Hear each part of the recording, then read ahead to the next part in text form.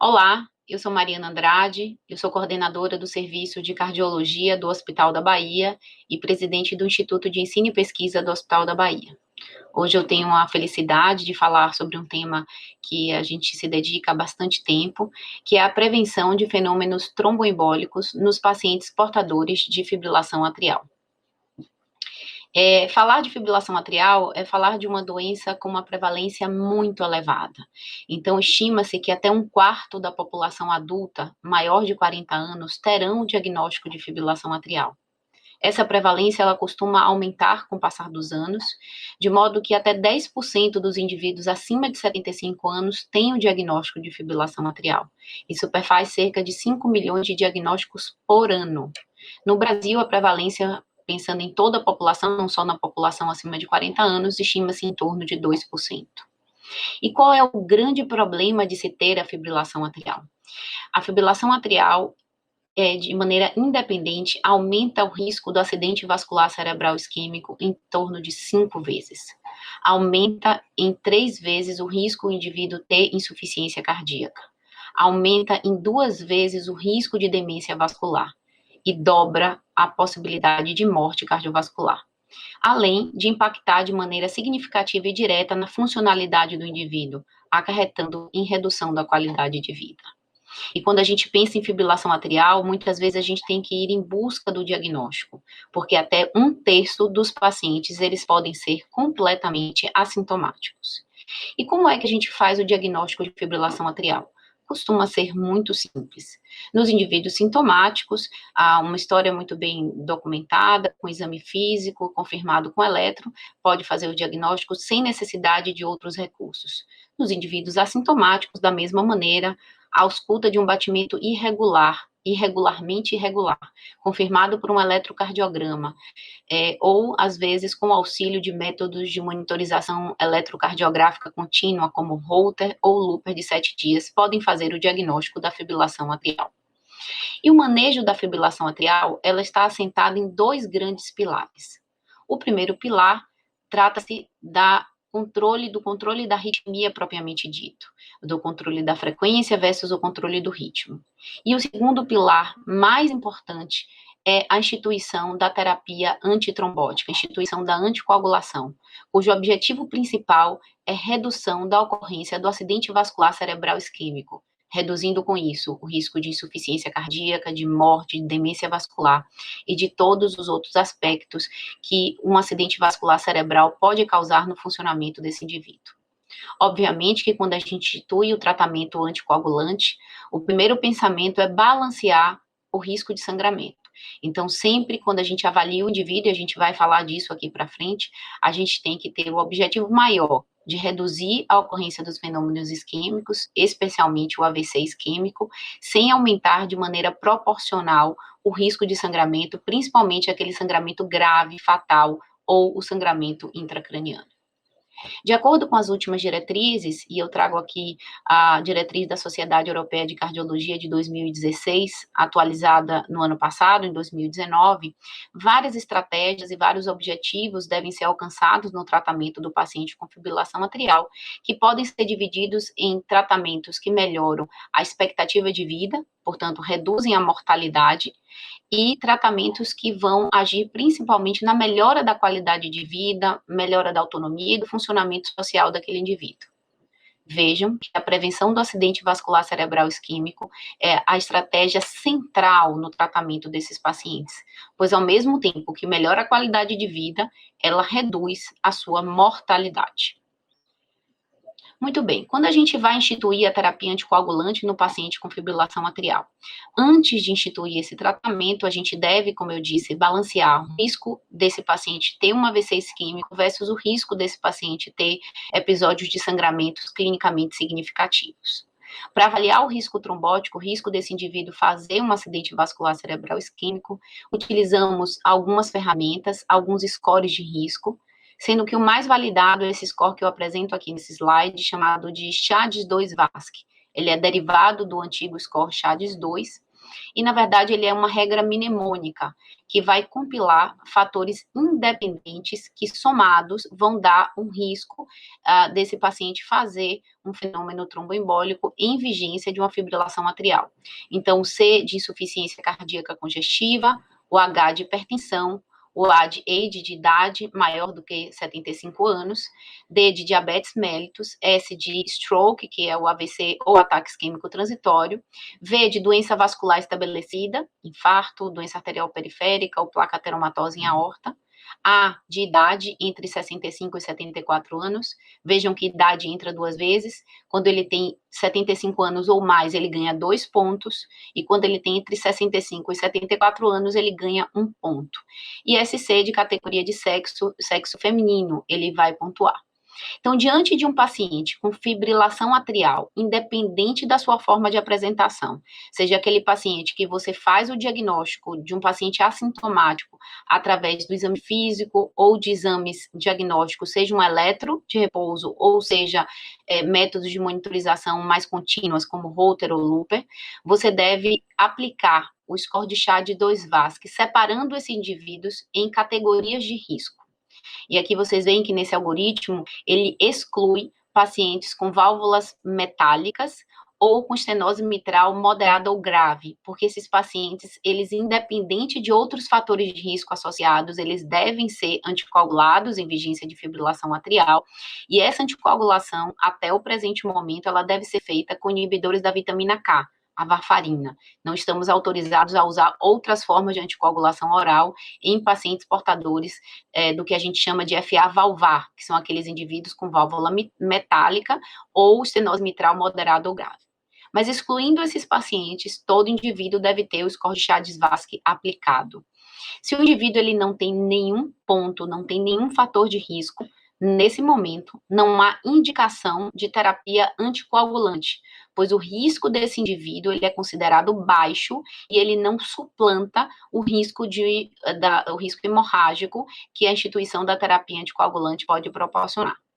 No indivíduo que tem um ponto nessa classificação, exceto se esse ponto for ser apenas do sexo feminino, que a gente não vai contabilizar, esse indivíduo vai ser contado, essa paciente vai ser contado como 0, mas se ele tem um ponto, ele pode ser considerado um paciente favorável à anticoagulação. Isso vai precisar ser pesado versus o risco de sangramento, conversado e dialogado com o paciente e monitorado de perto.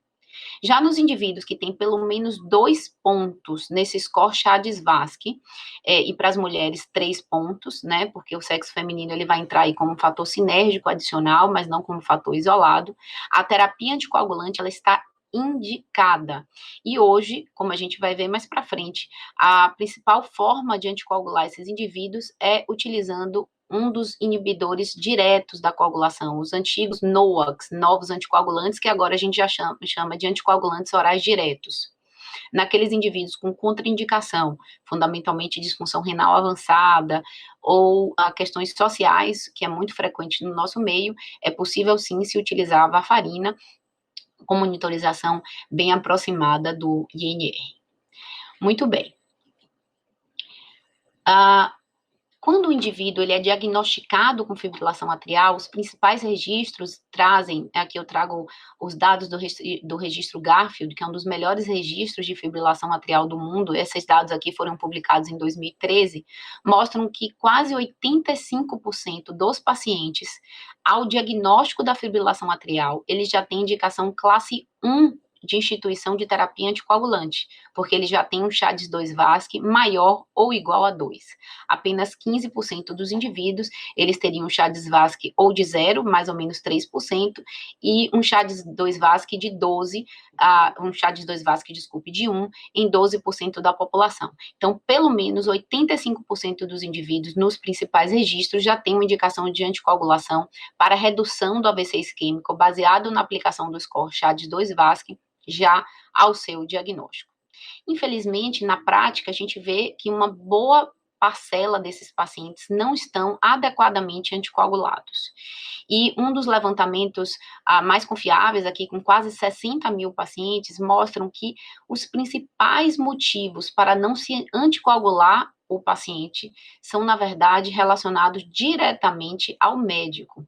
Risco de sangramento estimado pelo médico seria aqui 16% das causas para não anticoagular de maneira adequada esses pacientes, e a avaliação do risco de queda em 10%. Então, são dois fatores principais que estão diretamente relacionados à educação médica, a um conceito equivocado que os médicos têm sobre a anticoagulação. Vejam que recusa do paciente ou da família nesse levantamento foi apenas de 4%, levantamento publicado no JAMA em 2017. E como é que a gente pode atuar sobre isso? Então, as recomendações de vários working groups, eu trago aqui essa publicação de 2012, mostra que educar médicos e pacientes e seus familiares e cuidadores é uma etapa fundamental para prevenir o AVC. Então, algumas estratégias aqui são consideradas importantes, como diagnóstico precoce, promover igualdade de acesso, enfatizar a aderência às orientações, a melhorar a educação dos pacientes e cuidadores, mas fundamentalmente o processo de educação médico e paciente e familiares é considerado hoje uma estratégia fundamental. Bom, uma vez avaliado o paciente, diagnosticado ele como portador de fibrilação atrial, aplicado o score de risco, como o CHADS-2-VASc, entendido que esse paciente ele tem um risco aumentado, ele está no grupo de alto risco para fenômenos tromboembólicos, como a gente já disse, a estratégia de anticoagulação ela vai reduzir mortalidade e ela vai melhorar a qualidade e o funcionamento desses pacientes. A história da anticoagulação talvez seja uma história única na medicina, pelo número de estudos que observamos na última década.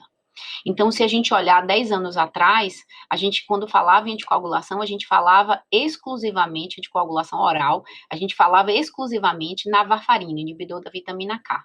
Naquela época, a gente já sabia, através de pequenos estudos, que totalizavam aí 2.900 pacientes incluídos, que a varfarina, em comparação ao placebo, reduzia de maneira significativa a ocorrência de complicações tromboembólicas no paciente com FA. No entanto, utilizar a varfarina sempre foi e continua sendo um grande desafio na nossa prática.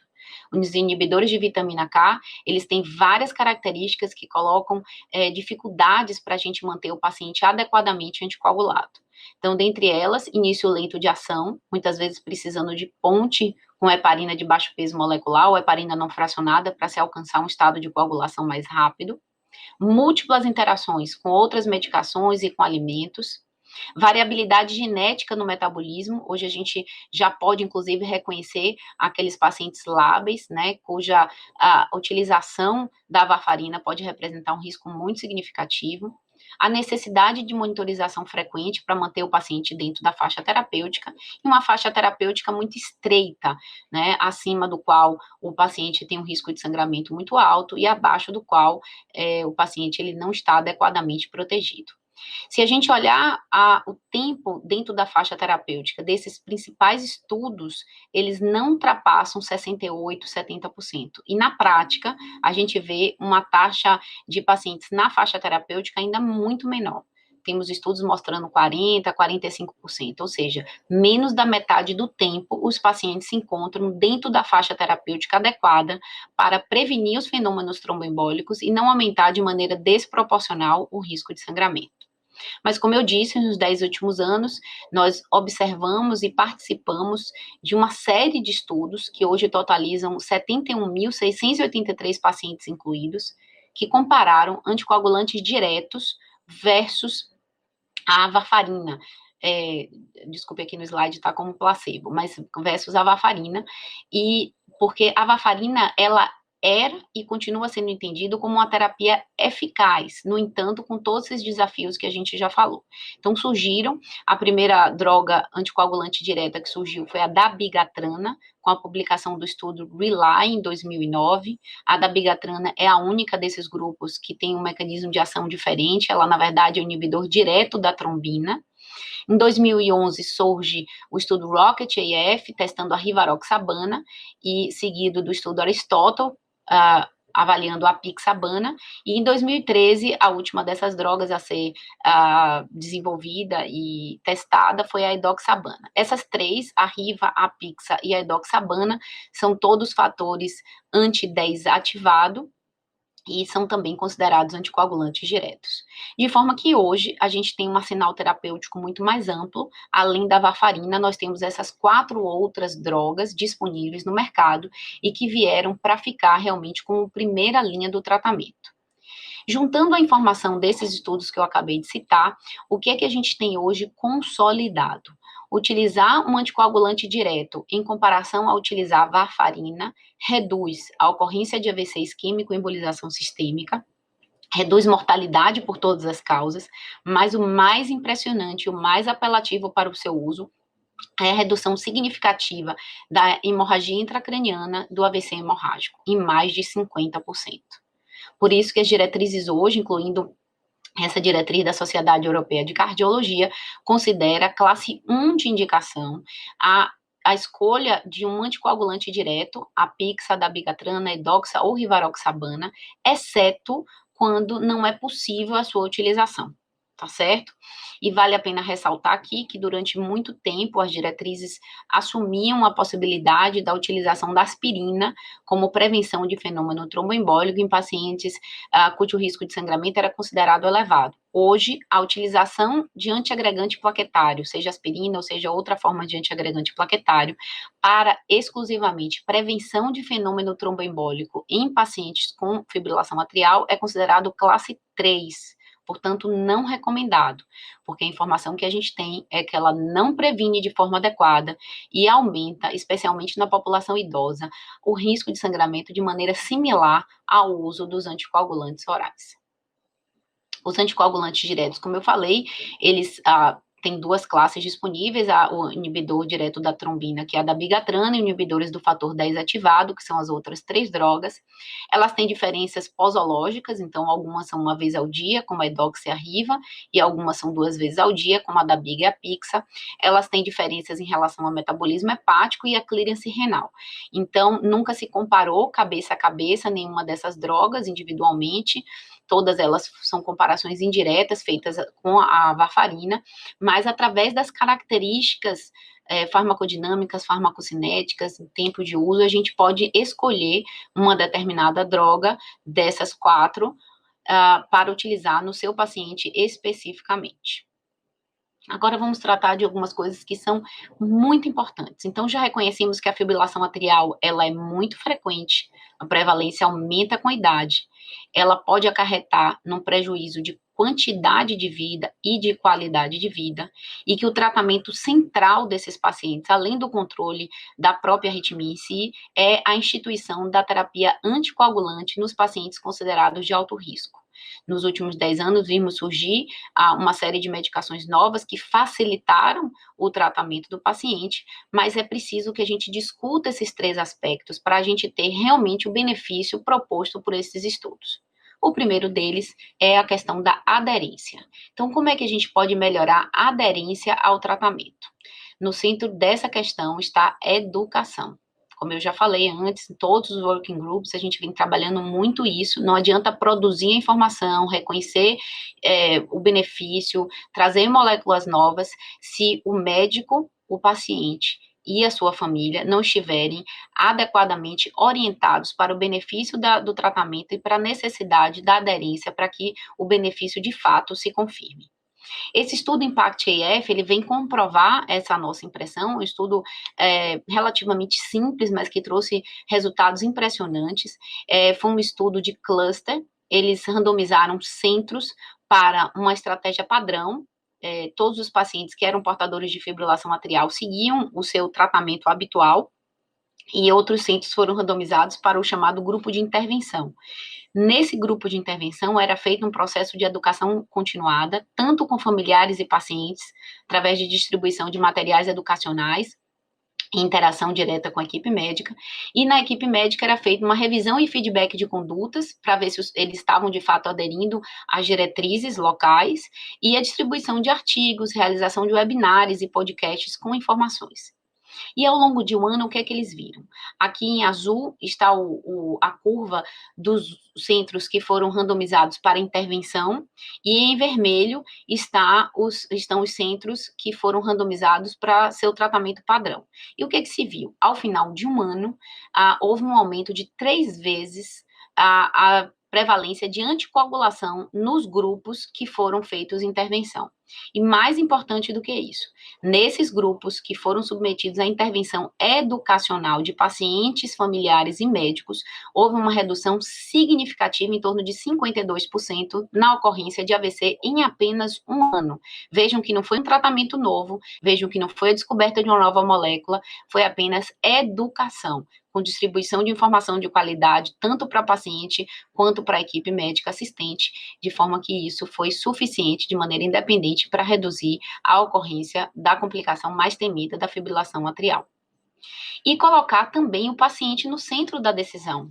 Vejam que a gente tem opções terapêuticas que vão se encaixar melhor para aquele paciente. Então, por exemplo, a necessidade de monitorização é um problema, a posologia de 1 ou 2 vezes ao dia pode ser importante, a segurança é um paciente mais frágil, com risco mais de sangramento, e a questão do custo, que no nosso meio, principalmente, é uma questão extremamente relevante que precisa ser, de fato, debatida. Então, as diretrizes trazem isso, reconhecem que isso é importante para garantir a aderência do paciente, e a gente deve estar atento para colocar o paciente e seus familiares na tomada de decisão quando essas variáveis, elas existem e são relevantes para aquele indivíduo.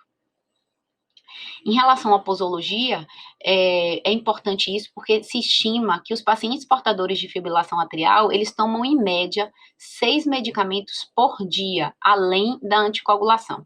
Esse trabalho, que é interessante, um número muito grande de pacientes, perguntou ao paciente o seguinte: para você ter que tomar diversos comprimidos por dia, significa um peso? É desconfortável? Atrapalha a sua qualidade de vida? E vejam que, para aquele indivíduo que não tomava nenhuma medicação, em relação aos indivíduos que tomavam mais de 6 medicações por dia, eles concordavam com essa afirmação de que ter que tomar muitos comprimidos seria um peso, era desconfortável, em mais de 60%. Então, isso tem um impacto significativo na aderência, especialmente porque a gente está falando de terapias para o resto da vida. Então, não é uma terapia que vai durar uma semana, nem um mês, nem 3 meses. É uma terapia que, quando instituída, o objetivo dela é continuar, porque o risco desses indivíduos, eles só vão se ampliando com o passar dos anos. Agora, a segunda questão. Então, é muito importante a gente pesar e tentar ao máximo, não só no início do tratamento, mas ao longo do tratamento, minimizar o risco de sangramento. Então, existem também scores validados para se avaliar de maneira mais objetiva o risco de sangramento desses indivíduos. Eu trago aqui 3 mais frequentes, mas o mais recomendado é o chamado score Hasbled, que é também uma regra mnemônica, que vai somar fatores independentes para o risco de sangramento, e ele vai incluir hipertensão não controlada, a de abnormal renal function, ou abnormal função hepática alterada, que vai ganhar 1 ou 2 pontos se as duas estiverem alteradas, história de AVC, história prévia de sangramento ou predisposição ao sangramento, o L de labilidade do INR, o E de elderly, mais de 65 anos de idade, e o D de drugs ou álcool, aqueles indivíduos que usam drogas que, quando associadas à anticoagulação, aumentam o risco de sangramento, como os antiplaquetários, anti-inflamatórios, e o consumo de álcool frequente, mais de 8 ou mais unidades por semana. No entanto, a gente reconhece hoje que esses scores, eles não servem para engessar a instituição da terapia anticoagulante, porque, fundamentalmente, os indivíduos que têm risco de sangramento aumentado, frequentemente, são também os indivíduos que têm um risco tromboembólico aumentado. Então, se para todo indivíduo com risco de sangramento aumentado, então Hasbled classificado como maior que 3, que é aqueles indivíduos com alto risco de sangrar, a gente negar a terapia anticoagulante, a gente vai estar deixando de oferecer o benefício da redução do evento isquêmico para uma parcela muito importante desses pacientes. Então, qual que é o conceito hoje mais importante? É identificar no paciente os fatores de risco para sangramento que são considerados modificáveis. A exemplo da hipertensão não controlada. Então, o controle adequado da hipertensão já reduz de maneira muito significativa o risco desse indivíduo ter um sangramento. O reconhecimento de que o indivíduo tem uma labilidade do INR ou fica dentro da faixa terapêutica em menos de 60% do tempo. Esses indivíduos podem ter a sua terapia anticoagulante trocada da varfarina para um anticoagulante direto. Medicações associadas, então a suspensão de antiplaquetários que não são absolutamente necessários ou anti-inflamatórios que estão sendo usados de maneira própria do paciente também já reduzem. Consumo elevado de álcool, então o controle do alcoolismo também pode reduzir. Vejam, são 4 fatores que pontuam diretamente naquele score Hasbled que podem ser completamente eliminados se forem adequadamente identificados e tratados e removidos. Alguns fatores que podem ser potencialmente modificáveis, como a presença de anemia, com a correção de fatores, então anemias carenciais, ou a identificação de lesões que levam ao sangramento importante, insuficiência renal, insuficiência hepática, que também podem ser tratados, e alguns distúrbios de coagulação que também podem ser reconhecidos, então têm o potencial de serem adequadamente controlados. Ok? Bom, quando eu falei sobre a labilidade do NR, aquele score Hasbled, ele foi inicialmente validado em pacientes que utilizavam varfarina. Mas com a chegada dos anticoagulantes diretos, e eles hoje sendo a primeira escolha, a gente já perde ali a capacidade de um ponto no Hasbled. A utilização do DOACs hoje são consideradas, e como eu falei anteriormente, é o principal apelo para o seu uso, eles são mais seguros que os inibidores da vitamina K, a varfarina, mesmo na população muito idosa. Vejam aqui que esse gráfico, ele está falando das diferentes drogas, o gráfico, a barra em vermelho é o risco de sangramento e a barra em amarelo o risco de eventos isquêmicos. À esquerda de cada um dessas caixinhas está os indivíduos com menos de 75 anos e à direita com 75 anos ou mais. Então, se a gente olhar aqui para as últimas drogas da direita, a edoxabana de 60 miligramas e a apixabana na sua dose convencional, que é de 5 duas vezes ao dia, a gente tem uma redução expressiva do risco de sangramento em comparação à varfarina, com a redução significativa do risco de eventos isquêmicos, mesmo nos indivíduos muito idosos, maiores ou igual a 75 anos.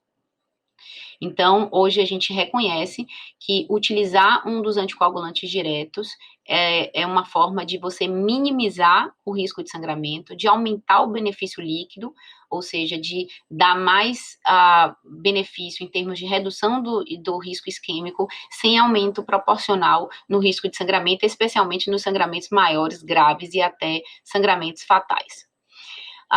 Uma questão que a gente vem reconhecendo muito na prática clínica, depois da publicação dos estudos, que mostravam que esses números eram menores no cenário ideal dos ensaios clínicos, a gente tem visto muito na prática um ajuste inapropriado da dose dos anticoagulantes diretos. Nesse levantamento aqui, publicado no JACC em 2016, ele reconheceu que 13% dos pacientes nessa casuística levantada, eles estavam fora da dose adequada, em torno de 3,5% com overdose, ou seja, eles tinham indicação de ajuste de dose, principalmente o ajuste hoje é baseado em relação ao clearance de creatinina, apenas a apixabana, ela utiliza 2 de 3 critérios, que inclui idade, peso e a creatinina, e a edoxabana, além da redução, além do critério do clearance de creatinina, ele utiliza também o critério peso, abaixo de 60 quilos. Então, 3%, 3,5% dessa população avaliada, eles estavam com a dose excessiva, não tinha sido feito o ajuste adequado de dose, e em torno de 9,5% estavam com subdose, ou seja, estavam ajustados para quem não tinha indicação. Vejam que as barras vermelhas e azuis, elas são maiores para o risco de sangramento, então mesmo os indivíduos com subdose, eles têm um risco de sangramento maior do que aqueles pacientes com dose adequada, ou pelo menos equivalente. Vejam na taxa de hospitalização a diferença de pacientes que estão com a dose adequada para aqueles indivíduos que estão com a dose inapropriada e mortalidade por todas as causas.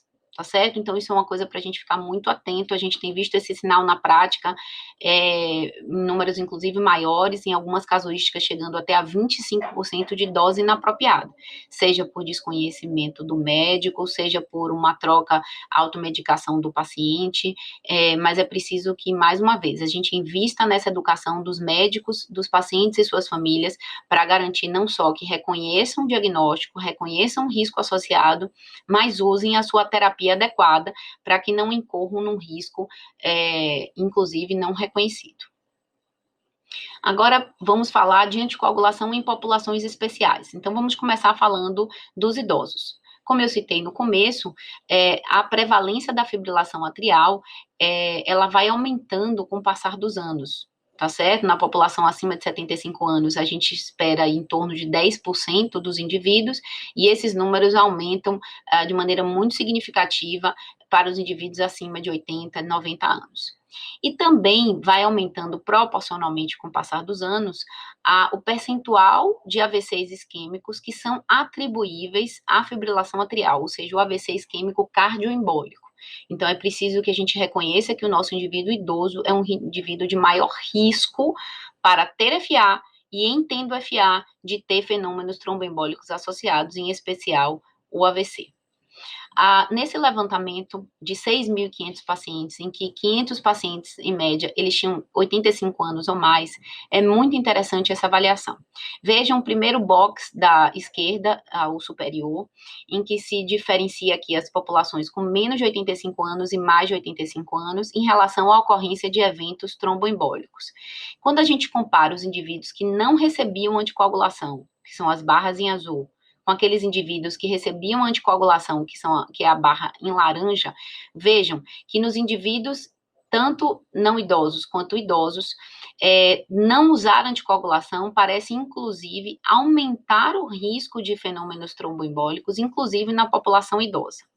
E o que é mais interessante, quando a gente olha a caixa da direita superior, a gente pode notar que o risco de sangramento nos indivíduos que não estão recebendo anticoagulação, ele é considerado similar aos indivíduos que estão em uso de anticoagulação. Ou seja, não usar anticoagulação aumenta o risco de fenômenos tromboembólicos e não aumenta o risco de sangramento nessa população idosa, pelo menos de maneira significativa, a ponto de suplantar o benefício que esse paciente pode alcançar com essa terapia. Nesse box de baixo, aqui a gente está olhando indivíduos, a barra em verde com menos de 85, a barra em marrom maiores ou iguais a 85, e na barra em amarelo da direita, mostarda aqui, maiores ou igual a 90 anos. E aqui eles estão avaliando o benefício líquido, que é quando você junta a redução do evento isquêmico com o aumento do risco de sangramento, e vejam que quanto maior a idade, quanto maior a faixa etária, maior esse benefício líquido.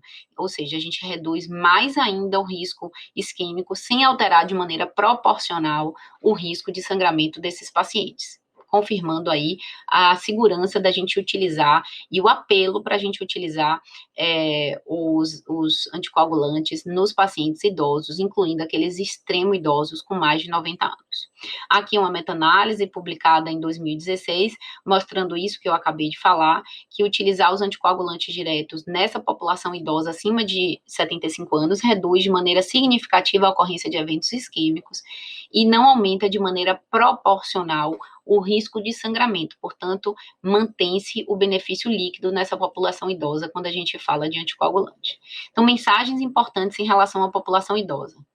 Idade avançada, ela não é contraindicação para anticoagulação oral. Na verdade, a idade avançada é uma indicação para anticoagulação oral. Lembrem que no score Chades-Vasque, ter mais ou igual a 75 anos dá 2 pontos, e a presença de 2 pontos já é suficiente para a classificação do paciente como alto risco.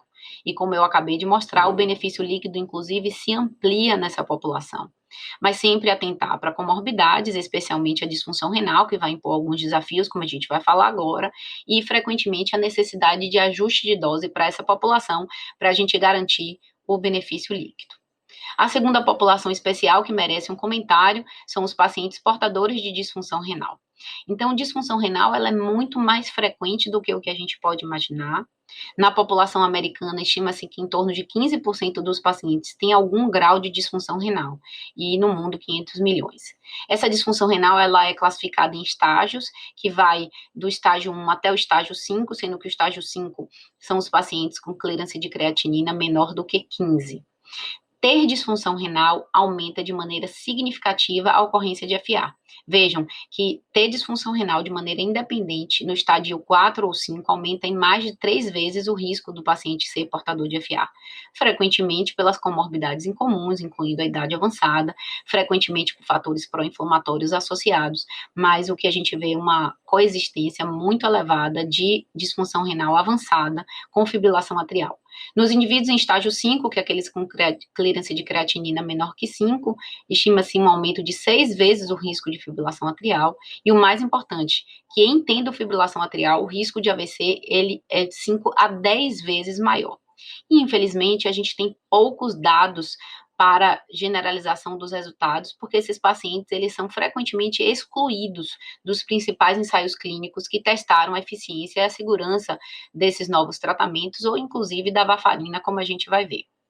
Então, quando a gente fala de dados da varfarina, a gente sabe que a performance da varfarina em pacientes com disfunção renal, principalmente a disfunção renal avançada, lá no estádio final do estádio 4 para o estádio 5, ela é muito ruim. Então, vejam aqui em vermelho, do lado direito, indivíduos com disfunção renal estádio 5, quando você utiliza a varfarina, você tem um aumento de até 30% no risco de sangramento maior, nessa publicação do CHEST em 2016, e sem um benefício significativo nem na redução do AVC isquêmico, nem na redução de mortalidade. Então, a performance da varfarina nesses pacientes, ela é considerada muito ruim, e inclusive o seu benefício atualmente muito questionável nessa população. Quando a gente avalia os subgrupos de pacientes com alguma disfunção renal, e aqui nominada como clearance menor que 50, lembrando que a maioria desses estudos excluíram pacientes com clearance de creatinina menor que 30 e menor que 15, mas quando a gente avalia os pacientes com disfunção renal menos avançada, a gente vê que o benefício dos anticoagulantes diretos, ele se mantém nessa população em relação ao grupo, tanto na redução do AVC isquêmico, quanto na redução do sangramento maior. Aqui dados do Engage, que foi o último trabalho ali publicado em 2013, que testou a edoxabana em pacientes com fibrilação atrial em comparação com a varfarina. Eles analisaram aqui pacientes que tinham clearance de creatinina menor do que 50 e idade avançada, e eles conseguiram demonstrar que o benefício líquido ele se mantinha, e que a taxa de redução de sangramento ela era inclusive maior quanto maior fosse o risco desses pacientes. Conclusões dessa aula. Então, repetindo mais uma vez, porque essa é uma mensagem extremamente relevante. A fibrilação atrial, ela é a arritmia mais comum na nossa prática clínica, ela tem uma prevalência muito elevada e ela tem uma implicação muito significativa em aumento de morbimortalidade. A instituição da terapia anticoagulante, ela está no centro do tratamento desses pacientes e ela deve sempre ser instituída, quando possível, em pacientes que tenham a sua avaliação de risco, e aqui a recomendação é para quem utilize o score do CHADS-2-VASC, que eles tenham pelo menos 2 pontos.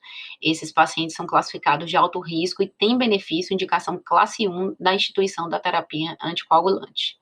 A avaliação do risco de sangramento, ela deve ser feita no início do tratamento e continuamente ao longo do segmento desses pacientes, com o objetivo principal de avaliar fatores modificáveis que a gente possa intervir e reduzir o risco de sangramento desses pacientes. Hoje, no presente momento, a utilização dos anticoagulantes diretos como classe é a primeira escolha, em detrimento da varfarina, mas ainda sabemos que algumas condições, como a fibrilação atrial valvar, pacientes com disfunção renal e pacientes com algumas condições sociais que não permitem o uso do anticoagulante direto, a varfarina ainda pode ser uma escolha. Lembrando que não adianta prescrever, a gente tem que discutir muito com o paciente a questão da adequação de dose, fazer ajustes quando indicados e manter a dose plena também quando indicado, discutir bastante através de projetos de educação do paciente e família a questão da aderência, e é basicamente isso que a gente tem para falar nessa apresentação. Então, dito tudo isso, espero que vocês tenham absorvido essa mensagem. Eu, mais uma vez, agradeço essa oportunidade e continuo à disposição para esclarecimento de quaisquer dúvidas que venham a surgir ao final dessa apresentação. Muito obrigada.